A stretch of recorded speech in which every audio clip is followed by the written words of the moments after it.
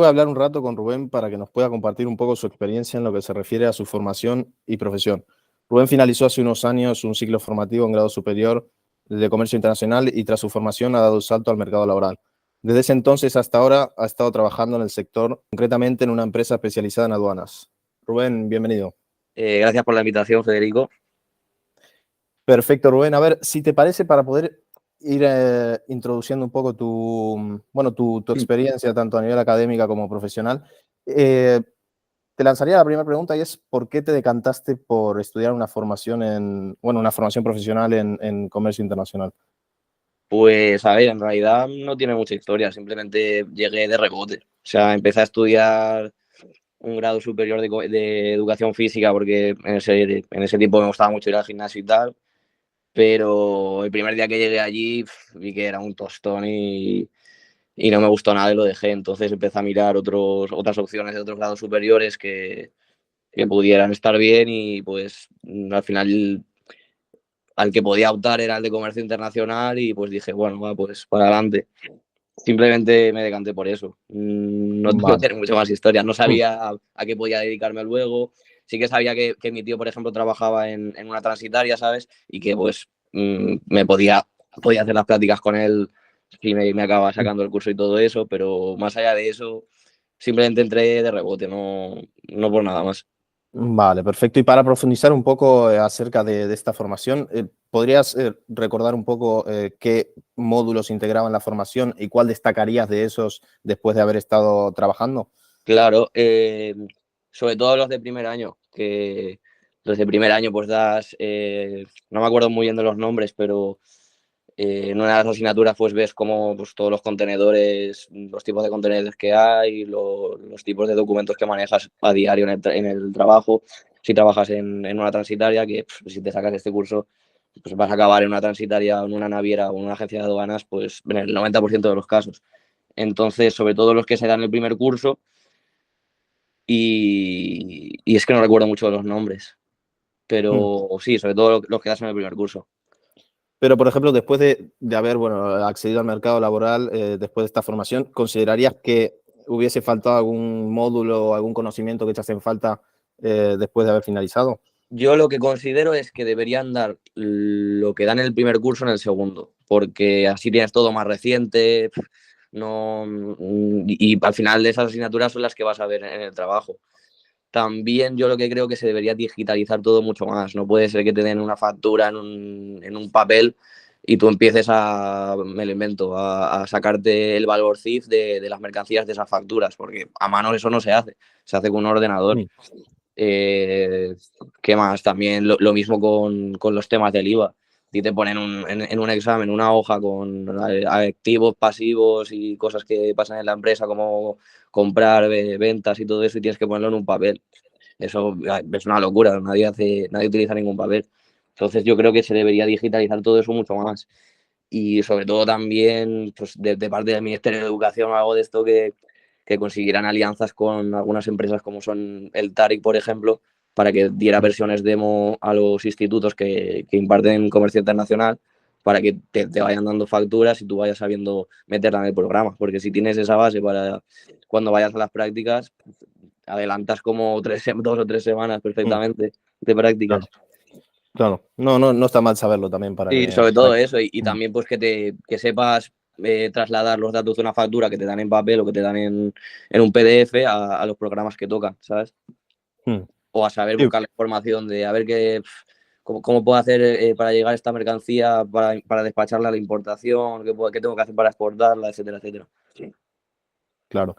Y si te parece, Rubén, ya dejando un poco de lado el tema de la formación y centrándonos en la actualidad, ¿no? En tu profesión, sí que me gustaría preguntarte actualmente cuál es tu rol y cuáles son tus funciones principales.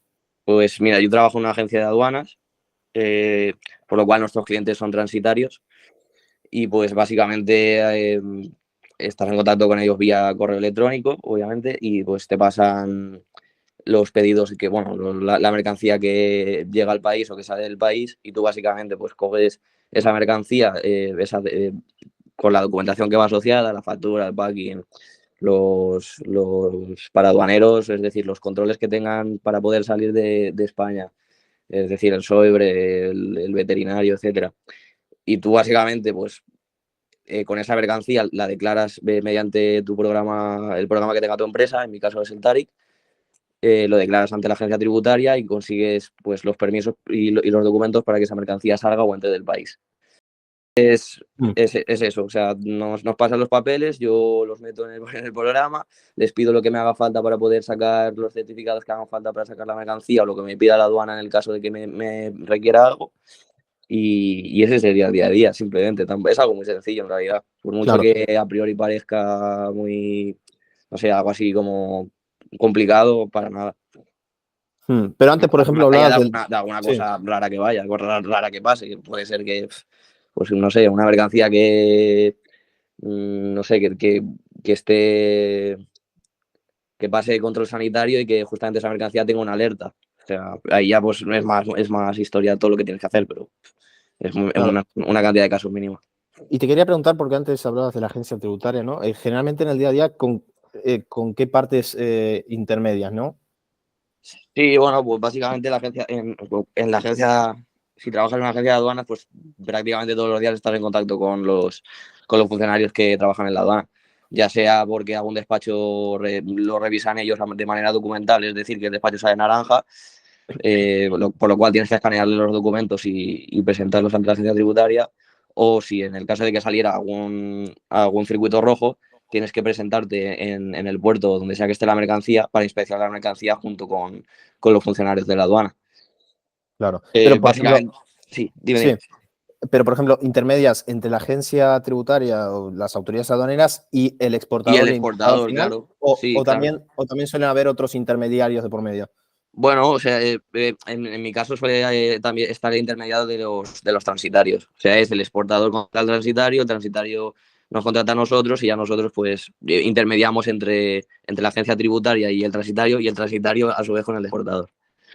Vale, O sea que también, perfecto. también pondríamos el transitario ahí. Vale, perfecto. Creo que quedó bastante claro la función en sí. Y actualmente, Rubén, con todo el tema que está viendo el auge y el boom de las nuevas tecnologías, sobre todo el tema de la inteligencia artificial, después de haber estado estos, bueno, poco más de 2 años, ¿dirías que este puesto de trabajo puede llegar a ser sustituible a medio o largo plazo? Mm, Yo creo que hay tanta gente como la que está metida a día de hoy, sí. No creo que vaya a pasar dentro de 5 años ni algo parecido. Pero yo supongo que dentro de 20 años, dependiendo de cómo se pongan las autoridades de los países, ya que, bueno, en este caso, pues como tratamos también con las aduanas, pues está metido también el gobierno, no es algo privado al 100%, como podría ser una tienda de camisetas, por ejemplo. Mm. Entonces también depende de cómo lo vayan a regular ellos y de cómo lo regulen también las empresas grandes del mundo como son las navieras. Yo diría que sí, dentro de 20 años habría que ver cómo está la cosa, porque con todo el tema de la digitalización de las IAs y todo ese mundillo es posible que tú simplemente escaneas tu factura, se la pases en un programa con una IA y te lo haga todo ella. Puede ser, Claro. pero bueno, realmente lo veo bastante lejano. O sea, y quizás me puedo equivocar, ¿sabes? Pero bueno, yo recuerdo que como en 2015, 16 o más antiguo, Mm. decían que iban a haber ya taxis inteligentes que iban a quitar el trabajo a los taxistas y iban a estar pilotados todos automáticamente. A día de hoy aún no es así, y aún falta como bastantes años como para que sustituya realmente a eso. Sí, Entonces yo que creo que esto está aún, en nuestro caso, más en pañales que por ejemplo, con los coches teledirigidos autómatas, pues yo diría que aún le queda bastante, que se puede sacar a un rendimiento de este tipo de trabajo, la verdad. Sí, no está mal saberlo, pero sí que es cierto que, bueno, sobre todo en el comercio exterior en sí, la transición va siendo progresiva, ¿no? Porque ahora recientemente, bueno, se está empezando a ver un poco el tema del Bill of Lading, por ejemplo, en formato digital, o lo están valorando para empezar a implementarlo, según vi, por ejemplo, ciertas navieras como MSC, etcétera. Entonces, Sí, sí, bueno, al final poco a poco, ¿no? Pero sí que es cierto que el tema de aduanas, al final lleva implícito también aduanas de todo el mundo y no todo el mundo va al mismo nivel en lo que se refiere a... Claro. Y también te digo que a día de hoy yo veo cosas que están súper poco digitalizadas para el año en el que estamos. Por ejemplo, los certificados de origen, los EUS1, aún tienes que llevarlos físicamente a la aduana en vez de que te los firmen digitalmente, lo cual pues ahorraría tiempo y el transporte de ir de la aduana al sitio donde tú estés. Claro. Realmente no entiendo por qué estas cosas no se han llevado a cabo aún a día de hoy. Si te parece, ya que estamos hablando del tema de la digitalización, ¿nos podrías destacar, ¿no? Habitualmente con qué programas suelen trabajar los agentes de aduanas? Pues, a ver, conozco varios. El Tari, que es el más famoso y el mejor. También uno llamado Visual Trans. Luego, aparte de estos programas, pues también tienes que usar páginas web de la agencia tributaria que te permitan llevar a cabo los controles, por ejemplo, del SOIBRE. No es un programa en sí, pero bueno, tienes que usarlo obligado también. Claro. Sobre todo el paquete Adobe también, para abrirte los PDFs, para usar los Excel, los Word, porque tienes que hacer muchas veces escritos a la aduana explicándole situaciones. Entonces tienes que saber redactar, saber exponer bien un Word para exponerle bien a la aduana pues las cosas que te vaya pidiendo o que quieras tú comentarle. ¿Qué más Claro. podría decir? Y, por ejemplo, RPs como SAP, etcétera, ese tipo de RPs, no, entiendo que no. No. Vale, perfecto. Nada, esta parte creo que está bastante clara. También quería tocar, porque el tema de por lo menos a nivel general, ¿no? Pero sí que es cierto que, bueno, que al final el comercio exterior abarca muchos campos y en según cuáles no se requiere, ¿no? Pero, por ejemplo, el tema de los idiomas. Actualmente, ¿con qué idiomas te manejas en este tipo de profesión? A ver, realmente, si trabajas en una transitaria, sí que necesitas el inglés, sobre todo el inglés. Ya si tienes francés o si eres chino, si manejas chino ya eres un dios, pero bueno, manejar chino es muy, muy difícil y casi nadie lo hace. Pero con el inglés vas que chutas. Realmente en mi trabajo no hace falta, porque ya te digo, yo solo me pongo en contacto con transitarios y pues son todos de España. Vale. Entonces, en mi caso, en una agencia de aduanas no necesitas para nada el inglés, más que haya para casos muy puntuales, pero que vamos, que no, con el inglés que vienes del instituto te sobra. Pero si eres Claro. transitario sí que te hace mucha falta. Pero, por ejemplo, para la comprensión y el uso habitual de todo lo que es el TARIC, el sistema armonizado y tal, eso entiendo que Nada, está todo adaptado, ¿no? sí, nada, no necesitas el inglés para nada. Vale, perfecto. Sí, Sí, más para buscar información en internet sobre X mercancías, pero vamos, prácticamente no necesitas saber inglés. Vale, perfecto. No está mal saberlo.